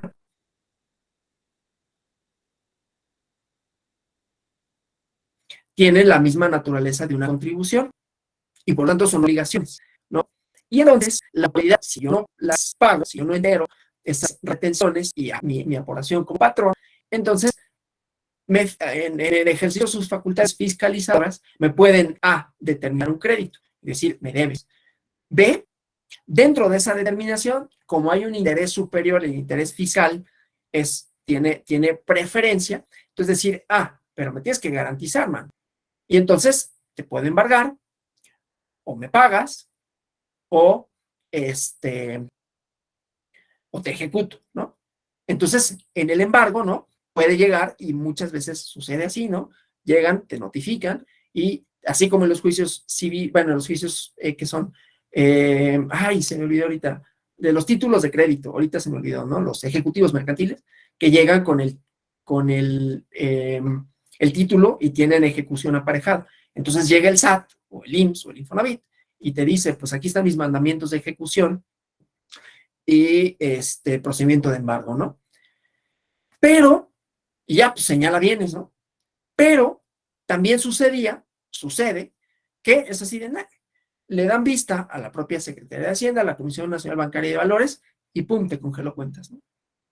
Y entonces, en esa hubo amparos indirectos que se promovían contra ese acto y decían, no inventes, no me congeles las cuentas, porque si me congelas las cuentas yo tengo otras obligaciones de pago de salarios. Entonces,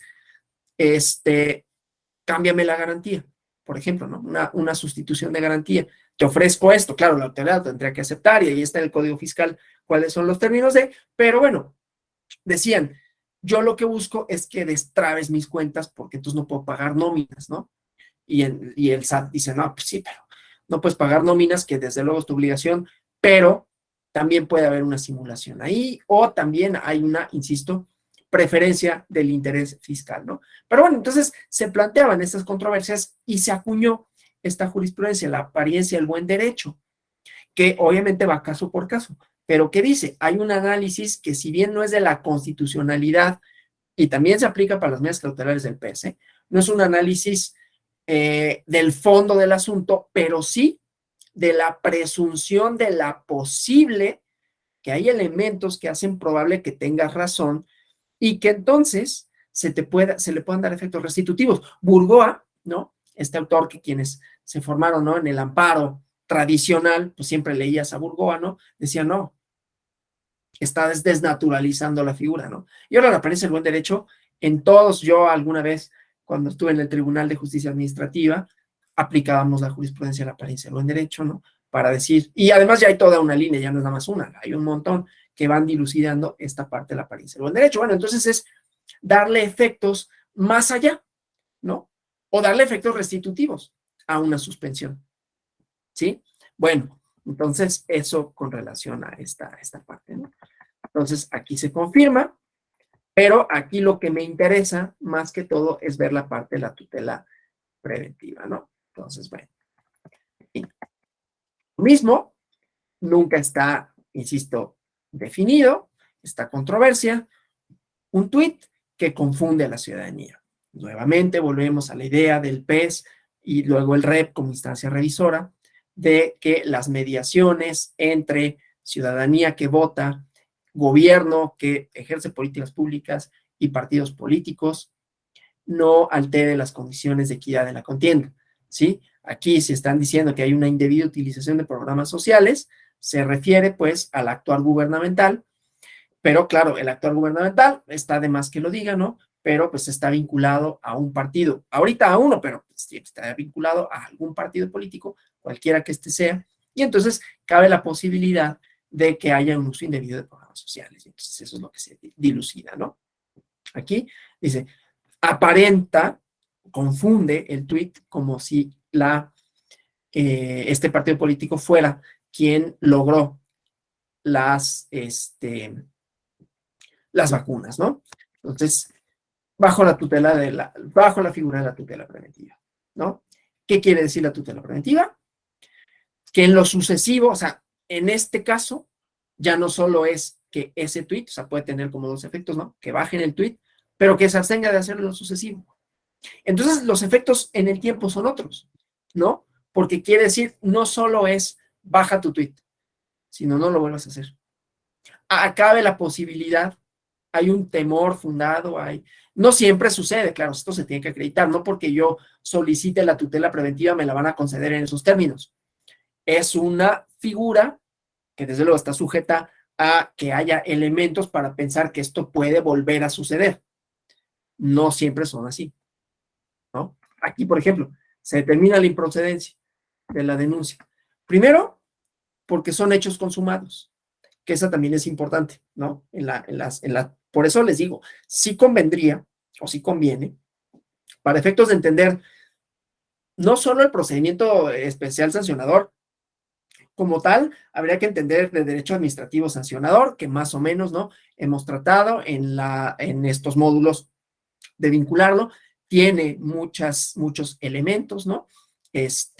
Y en el caso de de estas medidas cautelares, que tienen una especial importancia, lo dijimos en primera o segunda clase con la que empezamos todo este diplomado, ¿no?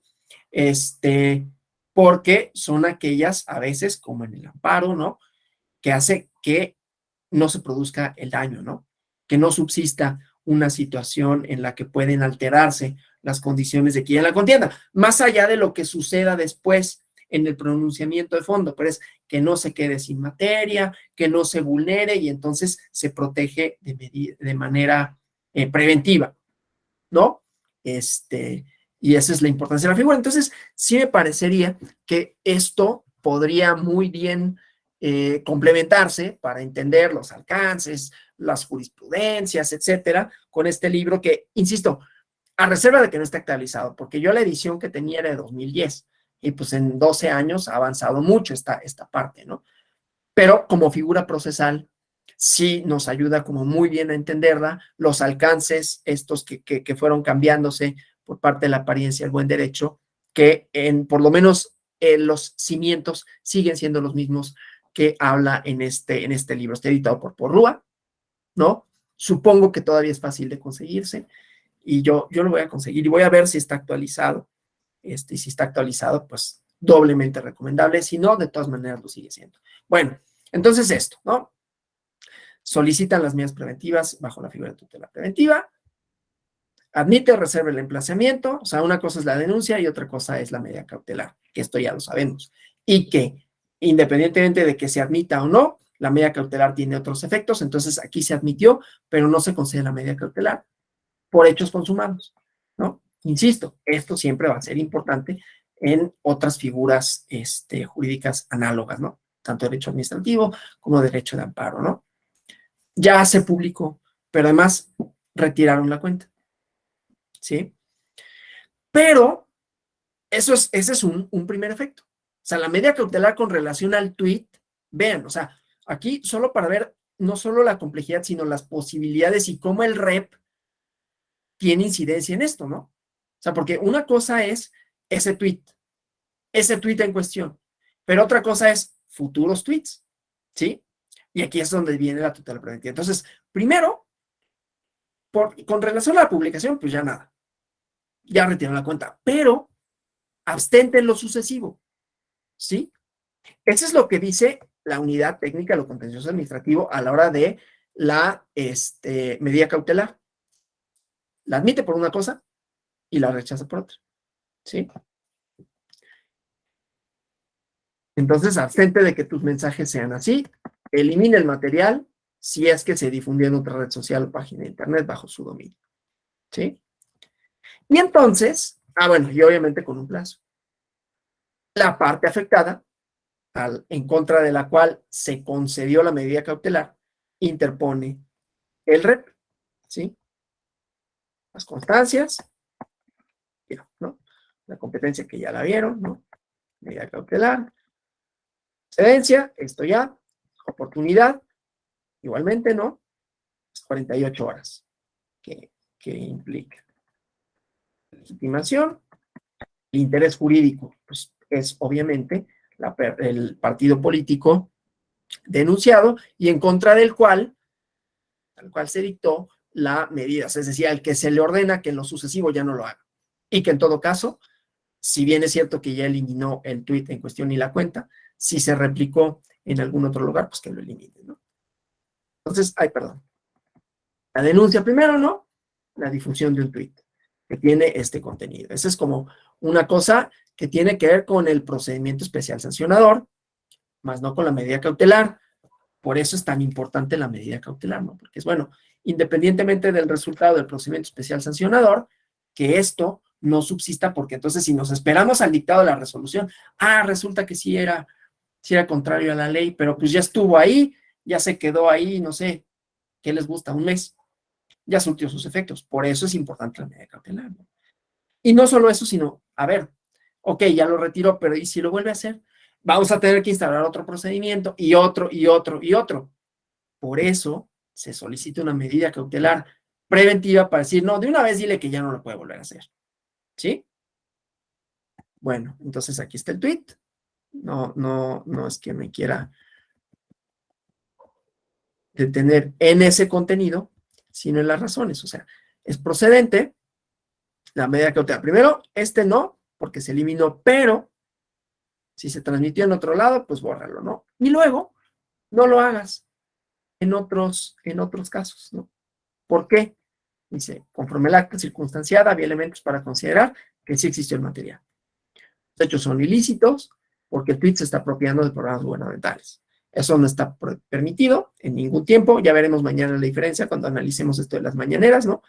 La diferencia entre los tiempos que marca el 41 en materia de propaganda política y la prohibición del uso de recursos públicos del 134, que yo creo que hasta nominativamente es muy evidente cuál es cuál, pero lo veremos, ¿no? Entonces, bueno, incumplía estas cosas, las frases del tweet son confusas, los efectos, ¿no? No es nada más sancionar al partido por conducta indebida, sino que esto lo que estamos cuidando, ya lo he dicho ad nauseam, ¿no? Es a la ciudadanía, que su voluntad en las urnas no se vea indebidamente mediada, aunque siempre es difícil decir cuándo es indebido y cuándo es debido, porque el concepto de propaganda implica, pues, que yo voy a tener una intención de interferir en la formación de su voluntad, ¿no? Pero bueno, ya iremos viendo como esa parte, la confusión, ¿no? Y si confunde, entonces las condiciones de equidad no se cumplen, ¿no? Porque estoy yo siendo un partido, que no es el partido en el gobierno, en federal, entonces eso puede tener efectos en el ánimo del votante. No estoy hablando en contra del partido, se estoy diciendo aquí la controversia, ¿no? Y esto siempre es como complicado porque entonces, bueno, pues sí, pudo haber sido otro el partido, como hay otros, ¿no? Lo que pasa es que no solo es el partido del gobierno, es el partido que tiene mayoría y en los estados, ¿no? Y en la mayoría de las legislaturas. Entonces, bueno, es común que las controversias se susciten en contra de ese actor político, pero insisto, no es no es que tenga nada en contra ni de ese partido, no a favor tampoco ni en contra, simplemente pues es la controversia, ¿no? Bueno, entonces esto, ¿no? Se asume como parte del gobierno, cosa que tiene que quedar diferenciada, porque te asumes como parte del gobierno, entonces estás ya no actuando como instituto político, ¿no? Y entonces el gobierno también ve comprometida su neutralidad.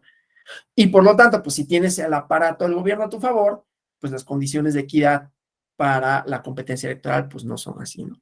O sea, no son equitativas, se vulneran, ¿sí? Aquí obviamente en la sentencia, la pretensión y la causa de pedir, ¿no? ¿Sí? Obviamente esta pretensión y causa de pedir son de quien impugnó la tutela preventiva, ¿sí? Quienes dicen no debió de haberse dictado la tutela preventiva. Entonces, está indebidamente fundada y motivada porque no se puede dilucidar que yo haya sido, no yo, pues el partido, quien publicó el mensaje. Y entonces, no hubo pruebas y no hubo la debida investigación, ¿no? Que se haga un estudio íntegro de las publicaciones, ¿sí? Y determinar si la medida cautelar está apegada a derecho. Entonces, se debe de confirmar porque hay indicios de que fue válido todo esto. Entonces, las medidas cautelares, esto que ya decíamos, tutelar derechos, principios rectores del derecho electoral, prevenir riesgos, ¿no? Es decir, conservar la materia del juicio, que en este caso se trataría no solo de conservar el objeto de la denuncia, ¿no? Sino que el objeto de la denuncia no siga produciendo los efectos que a final de cuentas alteran o podrían alterar la voluntad ciudadana. Y eso que decía, la apariencia del buen derecho, en el caso de la tutela preventiva, ¿sí? Temor fundado, o sea, si no se evita de esta manera, entonces va a ser, o sea, pues ya borré el tweet y luego publico otro, y entonces otra vez, ¿no? Y entonces además sobrecargo el trabajo del juzgador y se vuelve como una cosa ¿no? De como los niños que vuelan la pelota así a la casa del vecino, ¿no? Y otra vez, y otra vez, y otra vez. Bueno, entonces, bueno, aquí la cuestión, aquí lo que me interesa es, primero, no hay controversia con relación a la existencia del tweet. Eso por un lado. Y aquí está el vínculo, aquí está cómo se valoran las pruebas, ¿no? El sustento, ¿no? Entonces, sí existió el mismo. Pero por ese no hubo un pronunciamiento con relación a la medida cautelar porque ya se eliminó, sino bórralo si se replicó en otros lados y abstente de hacerlo en lo sucesivo, ¿no? Entonces, esto que les decía, ¿no? Independientemente del fondo, en cuanto a la infracción. O sea, que no se haya concedido, esto es importante, que no se haya concedido la medida cautelar de decir, baja el tweet, no quiere decir que ese tweet no vaya, o sea, vaya a quedar, bueno, pues ya lo borró y ya no pasa nada. No, se instala el procedimiento especial sancionador y se dilucidará y se determinará en su momento si ese tweet fue ilegal y qué sanción le corresponde. No corresponde, no procede la medida cautelar porque se borró, lo cual no hace que la conducta quede, en ese sentido, vamos a decirlo así, impune, ¿sí? Entonces, bueno, la difusión de contravienen fines constitucionales, etcétera, ¿no? Luego está, ¿no? La prohibición constitucional, con todo el marco jurídico, ¿no? Entonces dice, hay una ilegalidad del mensaje. Bueno, esta parte que insisto, ya lo iremos como viendo con otros ejemplos, pero justamente la idea de los programas sociales y la equidad, el 134 constitucional, fracción octavo, ¿no? Aquí, insisto, la valoración probatoria, aquí, insisto, me interesa sobre todo la parte de la tutela preventiva, ¿no? Entonces, vamos aquí. Esto, la plausibilidad, la probabilidad de que en lo sucesivo, si esta conducta se reitera, ¿no? Pueda haber una, ¿cómo se llama? Una violación, digamos, sistemática, ¿no? Esto nada más cómo se verificó de la cuenta, los elementos de valoración. Entonces, no es exhaustivo. Esto es lo que me interesa. Claro, cualquier abogado diría, son actos futuros de realización incierta. ¿Qué significa? Voy a poner un ejemplo, no voy a decir el partido, pero la semana pasada, yo no estoy de acuerdo con aquello que se impugnó, pero creo que se equivocaron. Independientemente de que yo no estoy de acuerdo, o sea, estaría de acuerdo en que se impugnase aquello que se impugnó, pero se impugnó mal. Voy a esto. En un lugar, se promovió, bueno, en un lugar que se llama México, hubo una iniciativa de ley y una persona, y una persona moral, vamos a decirlo así, interpuso un amparo en contra de esa iniciativa. La cosa con los actos futuros de realización incierta es que no sé qué va a pasar. Una iniciativa de ley, digo, más allá de que pueda decir es que es muy probable porque las mayorías, pero una iniciativa de ley es una iniciativa que se presenta, pasa a una comisión, se elabora un dictamen y en ese dictamen puede sufrir modificaciones, después pasa a pleno y se vota. De manera tal que si yo o sea, si yo digo, me voy a amparar en contra de la iniciativa, me van a decir, pues es que la iniciativa no es nada, la iniciativa es una propuesta. Y una propuesta tiene que pasar por un procedimiento. Y entonces, una vez que se materialice, podrás decir, esto viene desde una iniciativa hay motivos, fundamentos, y entonces hacer parte de mi amparo a la iniciativa. Pero la iniciativa como tal, no sé cómo va a terminar, puede hasta desecharse, porque pasa. Puede quedarse en comisiones, porque pasa. ¿Sí? Entonces, esos son actos futuros de realización incierta. Pero hay otros actos futuros que, si bien es cierto, yo no sé cuándo puedan suceder, es muy probable que sucedan y entonces, como aquí, ¿no? O sea, el argumento es, bueno, pero ¿y qué tal si no lo hago? No puedes saber que lo voy a volver a hacer. ¿Por qué me pides que no haga algo que no estoy haciendo? ¿Sí?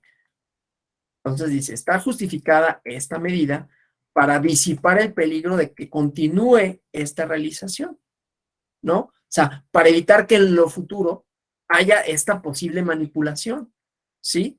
Porque otra vez, pues entonces va a haber no solo una apropiación indebida de los programas gubernamentales, sino una confusión a la ciudadanía, ¿no? Entonces, aunque no hay elementos, bueno, aunque no podemos saber si lo vas a realizar o no, al tratarse de este asunto, entonces se te previene para que no lo hagas. Claro, esto no es en todos los casos. Primero, que efectivamente hay algo, que es una campaña de salud con la emergencia de COVID, ¿no? Entonces, también hay otra cosa, que es el tuit en cuestión. Y entonces, durante los procesos electorales, no solo se van a suspender, sino que hay probabilidades de que vuelva a suceder, ¿sí? Entonces, es válido que se ordene su retiro, se impide continuar con la emisión de mensajes o similares, ¿sí? Y por eso, ¿no? Es que se dice, es que sí hay situaciones, sí hay circunstancias, de hecho, que pueden, ¿no? Indicar que en lo sucesivo hay una posibilidad fáctica de que suceda nuevamente, ¿no? Lo cual afecta, desde luego, la equidad en la contienda. ¿Sí? Hay otros ejemplos interesantes de medidas cautelares con esta de la tutela preventiva. ya los iremos viendo, en donde nuevamente, ¿no? Es, bueno, en este caso no fue como la reiteración, pero es que ya hay antecedentes de que ya lo hiciste. Insisto, no es este el ejemplo, pero puede ser también en la valoración de por qué si es procedente una medida cautelar de tutela preventiva, es pues porque ya lo has hecho. O sea, si bien es cierto que nos estamos pronunciando sobre actos futuros que no se han realizado, también es cierto que hay antecedentes de su reiteración en el pasado y por lo tanto hay una alta probabilidad de que en el futuro vuelvan a suceder en ese sentido, ¿no? Entonces, bueno, aquí subsiste una circunstancia de hecho que es el COVID, su campaña de vacunación, y entonces hay un proceso electoral para que no se afecten las condiciones de la contienda, te prevengo para que no lo hagas. Entonces, a la medida cautelar se le dan estos efectos extensivos, digamos, en el tiempo, ¿no? Y es un REP. Obviamente, en el REP no es en donde se planteó, pero sí es en donde se resuelve, en donde se resuelve en definitiva. Y por lo tanto es el que tiene efectos, insisto, definitivos que reconfiguran los alcances de cada uno de los derechos que se ventilan ahí, ¿no? No solo es el fondo de los asuntos, también es estos bracitos, uno de los cuales, y quizás el más importante, es las medidas cautelares por los efectos que tienen, insisto, en cuanto hacia la propaganda política. ¿Preguntas, comentarios? Sí, Andrés Dimas, por favor. Hola, buenos días, doctor. Buenos días, compañeros. Pues justo mi comentario lo quería hacer hace un momento cuando hablamos justo de estas medidas cautelares.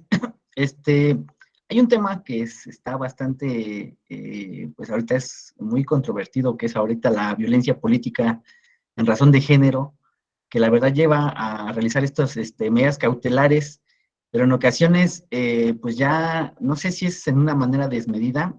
La sala regional especializada dicta unas medidas cautelares, estas medidas pues se ingresa un recurso y la sala superior dice que no son. Entonces, esto que estamos viendo, en el ejemplo que nos puso doctor de los tweets, me parece que era un tweet, la sala regional lo baja, porque pues les dice no lo puedes volver a hacer, pero la sala superior le dice no hay problema, y entonces pues sí pues imagínate cómo está, no sé, no recuerdo si era un partido o era una persona física la que estaba moviendo estas publicaciones, y de alguna manera, pues imagínense, entonces yo bajo mis tweets, me dice la sala especializada, luego la sala superior me dice que no, que siempre no. Entonces, pues sí me parece un área de estudio bastante, pues con bastante futuro ahí en esa parte. Es mi participación, doctor. Sí, sin duda. Creo que Carla Esteves, por favor. Bueno, creo que sé más o menos el asunto a que se refiere el compañero Andrés. Mi particular punto de vista es que, si bien la sala regional especializada dictaminó eso, la afectada lo bajó y después la superior le dio la razón. Esto es que no era violencia política en razón de género. Sin embargo, cuando la denunciada lo hizo, todavía el acto no quedaba firme, entonces fue como libertad de albedrío que ella decidió bajarlo, ¿no? Y al final la sala regional pues no tuvo razón porque la sala superior le dijo que no era violencia, ¿no? Entonces, es como un tema el hilo es muy pequeño, me parece, ¿no? En muchas circunstancias se puede determinar que sí es violencia y en otras no, ¿no? Pero finalmente la persona que hizo ese tuit y lo bajó, todavía pudo haberlo dejado ahí porque todavía estaba subyúdice, todavía no quedaba firme, pero ella decidió hacerlo así, ¿no? Quitó su publicación y estuvo haciendo como manifestaciones en Twitter de una como disculpa pública, pero fue su libertad, ¿no? Porque todavía no quedaba firme. Ya ahora ya quedó firme, ¿no? Entonces, bueno, es mi punto de vista, no sé. Sí, gracias. Sí, sé bien a qué asunto se refiere. Se resolvió creo que la semana pasada, y solo diré que era el de muñequitas de Sololoy, y ya, no diré más. Creo, ¿no? Que es al que se refiere. Sí, Gisela Rincón. Sí, hablando de eso del libre albedrío que comentaba la compañera Carla, ¿no? De que, bueno, ella lo bajó su comentario y todo eso, pero también, o sea, aquí mi duda y mi comentario, ya sabemos que respecto a la materia electoral no existen los plazos suspensivos, ¿no? Entonces, si no lo hubiera bajado, ¿qué pasaría? O sea, y sala superior hubiera dicho, sí hay violencia, y no lo bajó porque estaba subyúdice. Entonces, también ahí estamos como que ante un problema también en decir, bueno, es que faltaba que sala superior, sí, pero no hay efectos suspensivos. Entonces, que, no sé, aquí me queda esta duda, no sé si usted tendrá ahí algún comentario al respecto. Pues depende de la medida cautelar, ¿no? O sea, si en la medida cautelar se ordenó que no se difundiera o inclusive que se bajara y esa quedó firme porque decíamos, son como dos cosas. Una es la violencia política de género como derecho subjetivo público y otra cosa es la medida cautelar que lo que busca es que no se produzcan efectos indeseables. Las dos pueden llegar a sala superior, una por medio del REP de medida cautelar y otra por medio del REP por la sentencia de fondo. Entonces, si en la medida cautelar se dice, bueno, no puede subsistir este contenido y lo tienes que bajar, lo cual no prejuzga sobre la legalidad o ilegalidad o no, sino que de manera preventiva es para que no se sigan produciendo los efectos de este acto. No sé si me explique con eso. Mañana, si quieren, lo revisamos ese expediente en particular para que quede bien claro cuál fue la argumentación y cuál fue la secuela procesal, ¿no? Más allá de lo controversial que pueda resultar. Sí, Ángelo Fernando, por favor. Sí, en el sentido complementar tal vez lo que dijo Carla, de que las medidas cautelares principalmente son dictadas por el órgano administrativo, ¿no? Principalmente son dictadas por la Comisión de Quejas y Denuncias del Instituto Nacional Electoral y estas van a revisión a la Sala Superior. Y que tal vez ante el incumplimiento de las medidas cautelares, pues tenemos también las medidas de apremio, ¿no? Las medidas de apremio que contempla la propia ley de los propios reglamentos y que son los que a veces pues se tienen que aplicar.